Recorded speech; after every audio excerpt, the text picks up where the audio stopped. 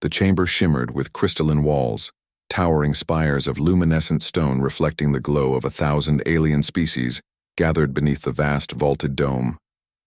The Galactic Council had convened in full attendance, a rare occasion, reserved for matters of grave importance. Today, the matter at hand was neither war nor crisis. It was, in the minds of the Council's ruling elite, an administrative formality, the rejection of humanity's plea for admission. High Chancellor Virex Zal observed the scene with a detached amusement. The humans, so full of their naive ambitions, had come before the Council yet again, petitioning for equal standing among the interstellar powers. It was almost admirable in a pathetic sort of way. They had neither the biological supremacy of the Zilari, nor the industrial mastery of the Threx dominion. Their fleets, while swift and cunning, were laughable next to the behemoth armadas of the Veyrath. And yet, they stood here, their representatives composed and infuriatingly calm, as though they actually expected a different answer. At the center of the amphitheater, beneath the Council's watchful eyes, stood Elena Vasquez, human, ambassador, trade minister, and a woman whose very presence seemed to unsettle the assembled dignitaries. She was flanked by 2 aides, both equally unremarkable in the eyes of the Council. Slight of frame, smooth-skinned, lacking the physical stature that many warfaring species valued. Weak, by all logical metrics. Virex Zal found himself irritated by the confidence in her gaze. There was no sign of nervousness, no sign of desperation, no sign that she understood the gravity of what was about to happen. Did she truly believe that humanity could carve out a place in the grand order of the stars? Ridiculous. He cleared his throat, signaling the moment of judgment. The low hum of whispered conversations faded and all eyes turned toward him. The matter of Earth's petition for membership has been thoroughly reviewed, he began, his voice carrying the weight of absolute authority. After careful deliberation, the Council finds the human species lacking. The words echoed through the chamber, punctuated by the faint flicker of alien expressions, some indifferent, others amused. Elena did not flinch. She did not even blink.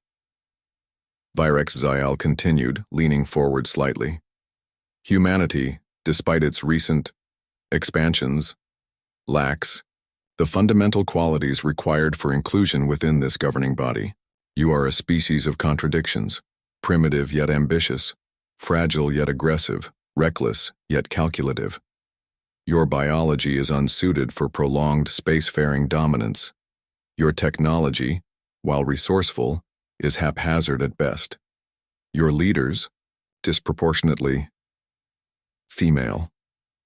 That last word lingered in the air like an unspoken slur. There were no gasps of outrage from the human delegation, no protests, no desperate attempts at negotiation. Instead, Elena merely tilted her head, an almost amused expression crossing her face. Virex Zal frowned. He had seen fear in many forms. He had seen defiance. He had seen pleading. He had not, however, expected this. Elena took a step forward. The Council finds us lacking. She spoke the words slowly, as though rolling them over in her mind, tasting them. Interesting. I appreciate the Council's assessment. Virex Zal narrowed his eyes. That is all you have to say? She smiled. A slow, knowing smile, one that sent a strange ripple of unease through the chamber. We understand your decision, she said simply, her voice carrying no trace of hostility. And we thank you for your time. She turned to leave. For a moment, no one spoke. Then came the murmurs, the whispers of confusion, of disbelief. That's it? Scoffed the Veyrath warlord, his tusks clicking together in annoyance. No argument? No bargaining? Elena paused at the threshold of the exit. No, she said, as if the very notion were absurd. Virex Zal straightened, regaining his composure. This was a game, he decided. A human trick. Perhaps she wished to save face, to act as though this rejection was not a loss. It would not last. Earth will be subject to full trade sanctions, he added, watching her closely for the first crack in that calm demeanor. Your colonies will receive no protection under interstellar law. Any world under human jurisdiction will be regarded as independent and vulnerable. Elena nodded. We expected as much. Then she was gone. The doors sealed behind her, leaving a strange silence in her wake. Virex Zal exhaled slowly. It was over. Humanity would soon feel the full weight of the Council's authority. They would regret their arrogance, and yet something lingered. Something unsettled him. Perhaps it was the way she smiled. Or perhaps it was the look in her eyes. Not of defeat, but of certainty. 3 weeks later, the first whispers began. At first, they were ignored. Rumors in the lower trade sectors. Merchants speaking in hushed tones about unexpected shifts in supply lines. Then came the reports. Zalari freighters, once dominant in key trade lanes, were suddenly facing competition from human-led merchant fleets. Ones that were faster, more adaptable, and shockingly efficient. Council-backed banking networks reported a sudden fluctuation in credit flows. Several mid-tier colonies, dependent on their economic backing, were experiencing disruptions, except strangely, in human-affiliated sectors. The whispers became questions. The questions became concerns, and Virex Zal, sitting in his high seat in the council chamber, felt the first flicker of unease. Humanity should have been desperate. Instead, they were smiling. The markets faltered first. It began as a subtle shift, almost imperceptible to the vast bureaucratic mechanisms of the Galactic Council. Freight routes once dominated by council-backed conglomerates reported unusual delays. Automated cargo manifests showed discrepancies in supply chains. Financial reports trickled in, citing sudden shortages, fluctuating prices, and an inexplicable loss of confidence among key investors. At first, it was dismissed as an unfortunate coincidence, an alignment of market inefficiencies, piracy, and logistical mismanagement. Trade ministers assured the ruling elite that nothing was amiss. Humanity had been cast out after all. Their trade networks were severed, their worlds cut off from the greater economy. There was no possible way they could be thriving, yet somehow they were. Virex Zal scanned the latest reports with growing frustration. The numbers did not make sense. Independent trade hubs in the outer rim, ones that should have withered without council support, were reporting growth. Shipping lanes that had been rendered unusable by council embargoes now saw an increase in commerce. Where sanctioned corporations floundered, new ones, human-affiliated ones, emerged in their place. It was impossible, and yet there was no denying the truth staring back at him. Humanity was not suffering, they were adapting. He set the datapad down with deliberate care, inhaling deeply before turning to the group of council analysts standing before him. Explain, he ordered. The Zalari economist, a hunched being with elongated tendrils for fingers, hesitated before responding. We don't believe humans anticipated the embargo. Virex Zal's patience thinned. Elaborate. Preliminary data suggests that before the sanctions were officially announced, human corporations had already begun rerouting their financial assets. They consolidated resources, liquidated investments in council-backed firms, and established shadow supply chains beyond our reach. The moment we issued the sanctions, they pivoted seamlessly into self-sustaining economic networks. He scoffed. They cannot be self-sufficient. Their species is too young, too small. The very purpose of the embargo was to make them dependent on our systems. There is no alternative. The economist shifted uncomfortably. It appears, Chancellor, that they created one. Silence. Virex Zal's gaze darkened. He should have seen this earlier. Humanity had not resisted the Council's ruling. They had embraced it. They had walked away from the table without a second thought. Not because they accepted defeat, but because they had already planned for it. The realization sent a slow, simmering fury through his veins. He had underestimated them, and he hated That Elena Vasquez sipped her tea as she watched the holographic projection before her, a slow smile spreading across her lips. Market disruptions in the council's core sectors were accelerating. Trade routes long controlled by the ruling elite were bleeding credits. Entire factions, once loyal to the council's economic policies, were now gravitating toward her networks. It was almost too easy. She leaned back in her seat, glancing at her second-in-command, a sharp-eyed woman named Juno Cade. How long before they realize they've already lost control? Juno smirked. They're realizing it now. The beauty of it all, Elena reflected, was that the council had never once considered humanity a true threat. When they imposed their embargo, they envisioned panic, riots in Earth's streets, supply shortages, a desperate plea for forgiveness. They thought human civilization would fracture under the weight of economic starvation. Instead, humans thrived. They had spent years studying the council's weaknesses, cataloging the fractures in their bureaucratic systems, understanding the inefficiencies they were too arrogant to fix. Now, Elena was using those weaknesses to turn their own system against them. She tapped a control panel, shifting the projection to display a series of financial reports. One by one, independent planets were quietly breaking away from the council's trade oversight. They weren't declaring it outright, that would invite military intervention, but they were aligning themselves with human-led commerce. Humanity had done what no war fleet ever could. They had made the council irrelevant. Juno folded her arms. They're already trying to counter us. Increased tariffs, stronger patrols, threats of legal action. It won't work. No, Elena agreed, because the problem isn't us. The problem is them. The council had spent centuries building an empire on rigid control. They dictated trade, they dictated law, they dictated order, but humans didn't play by their rules. While the council demanded centralization, humans decentralized. While the council relied on long, sluggish bureaucratic chains, humans cut out inefficiencies. While the council imposed sanctions, humans offered opportunities. It was no longer a question of who held power. It was a question of who offered the better deal, and the galaxy was answering. Virex Zal's claws dug into the polished surface of the council chamber's grand table. The room was filled with murmured conversations, hushed voices tinged with unease. For the first time in decades, the council was fracturing. It was subtle now, a hesitant murmur among representatives, a growing uncertainty in once loyal factions, but it would spread. Already he could see the beginnings of a power shift.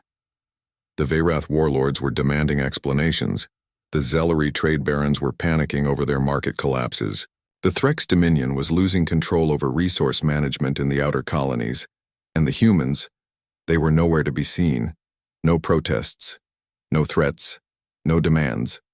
They simply moved forward, weaving themselves deeper into the galactic economy, like a quiet, unseen force.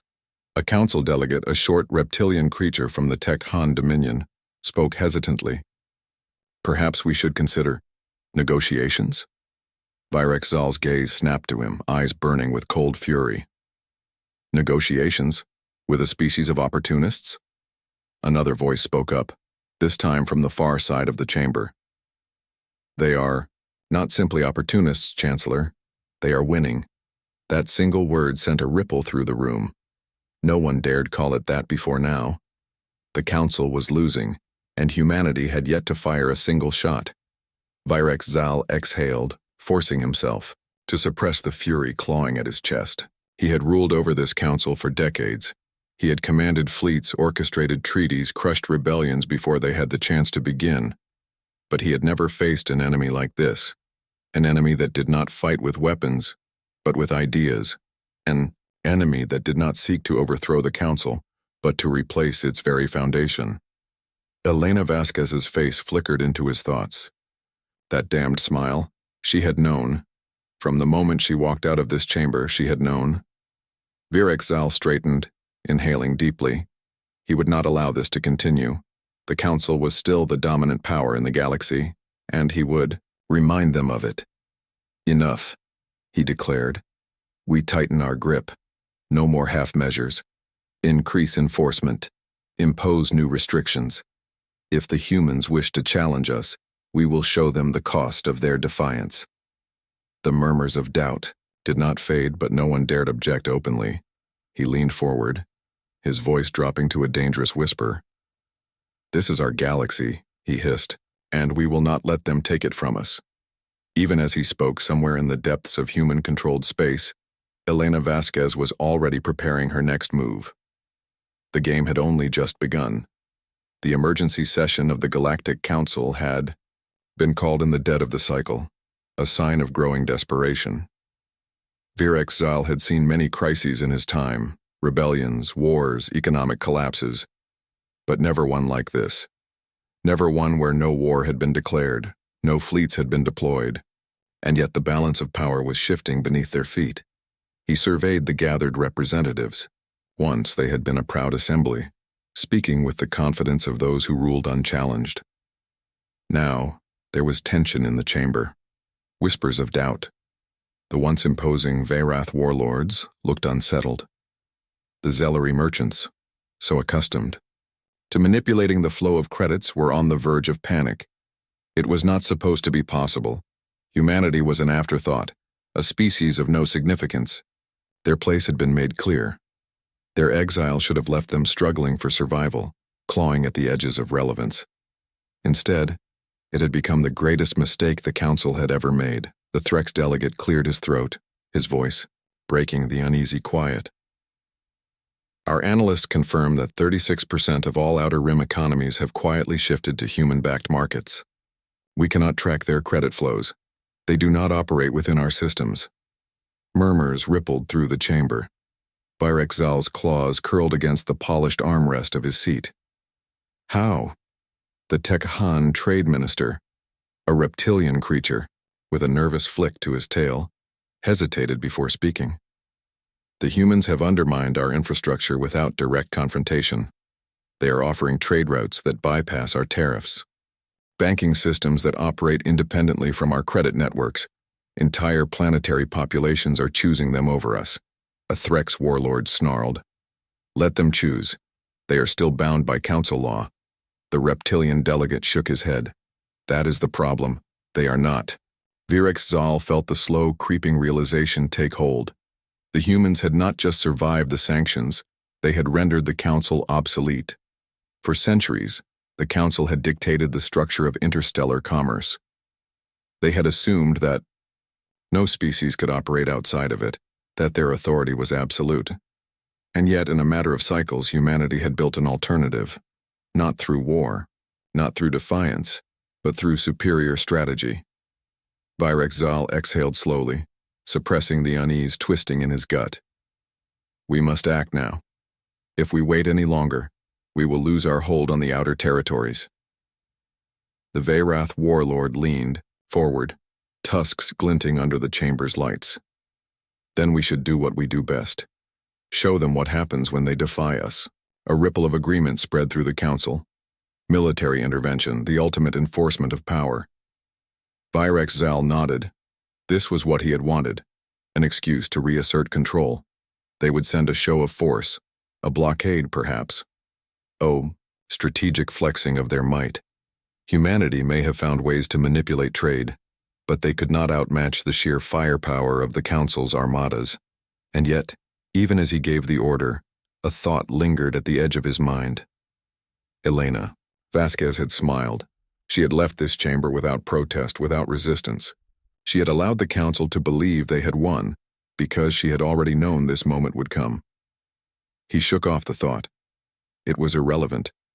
No amount of human cunning would stand against the sheer brutality of the Council's military, or so he believed. The first blockade was deployed within 3 standard cycles. 3 fleets, positioned along key human-controlled trade routes. The goal was simple: cut them off, choke them out, starve their networks until they were forced to submit. For the first few days, it seemed to be working. Cargo haulers stalled in neutral space. Communications channels went silent. Reports came in of disrupted shipments, stranded supply lines, economic losses. And then, the real trap was sprung.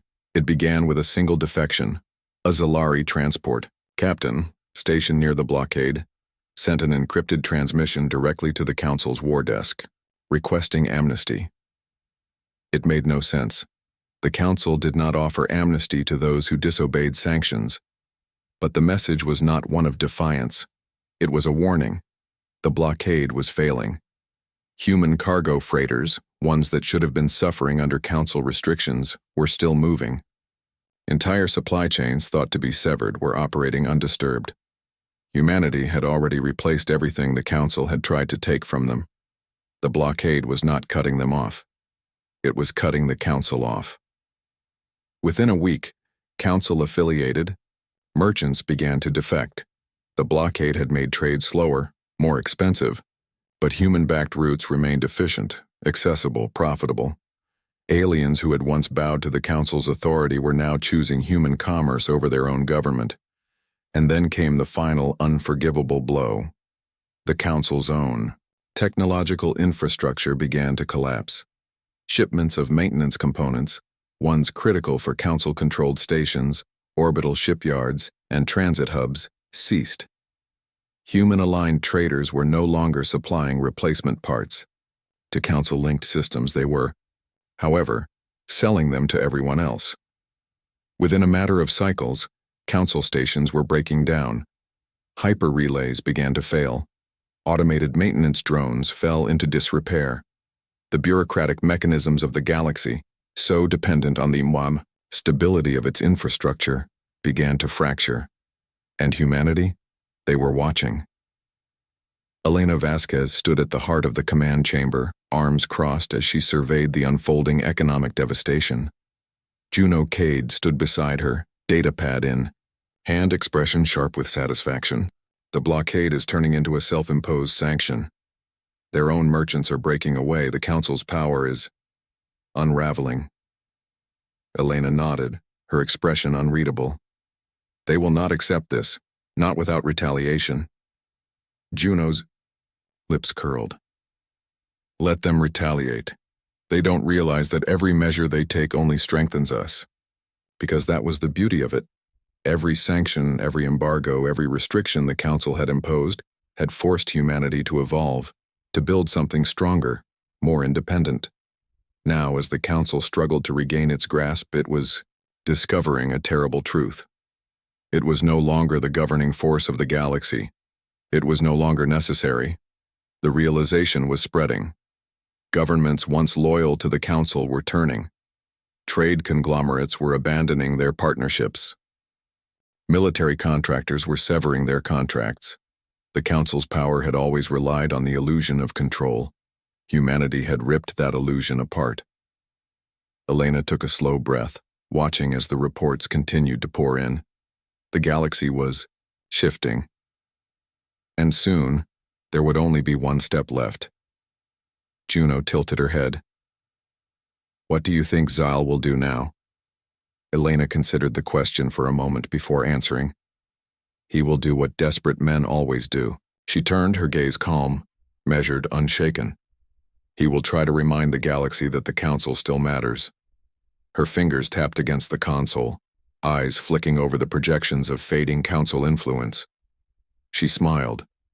And he will fail. The Galactic Council had ruled for millennia. Its laws had shaped the stars. Its policies had dictated the rise and fall of entire civilizations. Its authority was woven into the fabric of the cosmos, unquestioned, immutable. Until now. Virex Zale stood at the center of the grand chamber, the vast crystalline dome above him now darkened by the shadows of uncertainty. The Council was in disarray. Where once there had been unity, now there were hushed arguments, whispered fears, and the stench of desperation. Reports littered the hollow display before him, each one more damning than the last. Entire factions were breaking away, abandoning the Council's authority to join human-backed systems.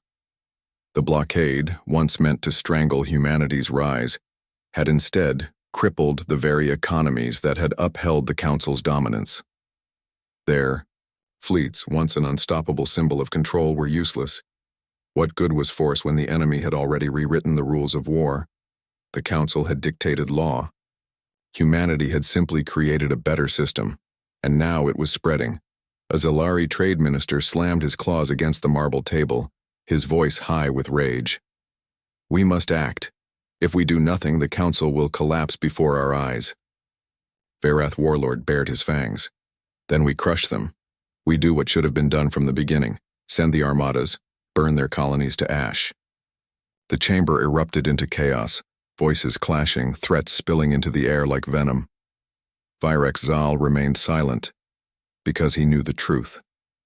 There would be no war, not because they lacked the strength, but because no one would fight for them anymore.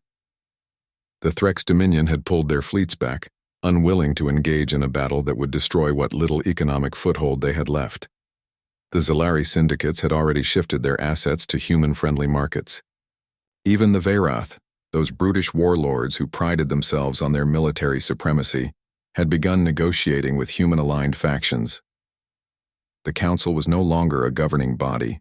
It was a corpse, still moving only because it had not yet accepted that it was already dead. A cold dread settled in his chest. They had lost, not in battle, not through conquest, but through irrelevance. The chamber's great doors opened with a whisper of displaced air. Every voice in the room fell silent. Elena Vasquez entered alone. She did not stride in with arrogance. She did not demand attention with force. She did not need to. She simply walked, unhurried, her presence commanding not through power but through the weight of what she represented. Humanity had won, and they all knew it. She reached the center of the chamber, standing before the gathered leaders of the most powerful civilizations in the known galaxy. A single human woman standing against the remains of an empire that had once ruled the stars. She took in the room, the tension, the silent fury masked behind expressions of forced composure. And then, she smiled. Virex Zal's jaw tightened. That damned smile. That smile had haunted him from the moment she had accepted the council's rejection without protest. That smile had preceded every calculated move that had unraveled their dominion. He hated that smile, because now he understood what it truly meant. It had never been defiance. It had been certainty.